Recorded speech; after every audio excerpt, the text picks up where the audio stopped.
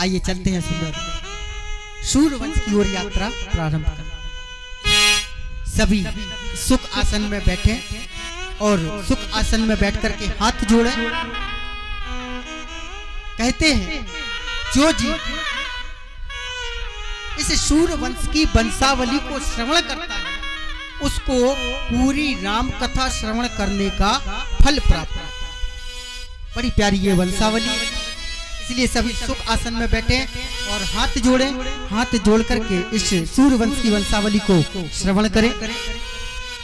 भगवान नारायण के पुत्र हुए ब्रह्मा, ब्रह्मा के पुत्र हुए मरीच, मरीच के पुत्र हुए कश्यप, कश्यप के पुत्र हुए सूर्य, सूर्य के पुत्र हुए विवस्वान और विवस्वान के पुत्र हुए विवस्त मनु और इन्हीं के पुत्र हुए प्रद्युम्न और एक और इन्हीं के वंश में बड़े प्रतापी राजा हुए महाराज अम्बरीश, अम्बरीश के हुए यवनाश, यवनाश के हुए मानधाता, मानधाता के हुए सत्यव्रत, सत्यव्रत के हुए हरिश्चंद्र, हरिश्चंद्र के हुए रोहित, रोहित के हुए बाहुक, बाहुक के हुए सगर और महाराज इन्हीं के वंश में एक और राजा हुए अंशुमन, अंशुमन के हुए महाराज अंशुमान, अंशुमान के हुए दिलीप, दिलीप के हुए भागीरथ और इन्हीं के वंश में एक और बड़े ही प्रतापी राजा हुए महाराज ऋतुपर्ण, ऋतुपर्ण के हुए सौदास, सौदास के हुए दिलीप और दिलीप के हुए रघु और इन्हीं के नाम से चला रघुवंश और महाराज रघु के हुए महाराज अज और अज के वंश में बड़े ही प्रतापी सदग्रस्त संत हुए महाराज दशरथ, जो कि महाराज अयोध्या नगरी के राजा है। इनके ऊपर भगवान की बड़ी विशेष कृपा है। चार चार रानियां हैं, दुख है तो बस एक। चार चार रानियां हैं फिर भी इनके यहाँ कोई संतान नहीं है। और हमारे शास्त्र कहते हैं, ग्रंथ कहते हैं, जब भी हमारे जीवन में कोई संकट आए, जब भी हमारे जीवन में कोई दुख आए, जब भी हमारे जीवन में कोई कष्ट आए तो सबसे पहले हमें कहाँ जाना चाहिए? हाँ, गुरु के पास जाना चाहिए, गुरु की शरणागति लेना चाहिए। और महाराज दशरथ ने भी ऐसा ही किया।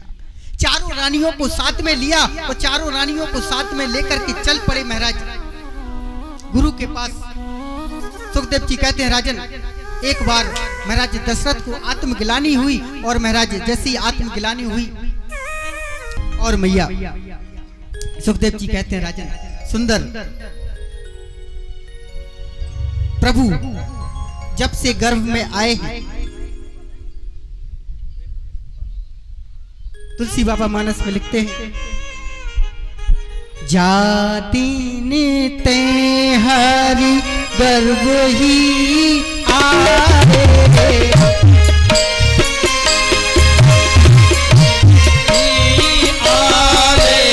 सकल लोक सुख संपत्ति छाए, सकल लोक सुख संपत्ति पावे।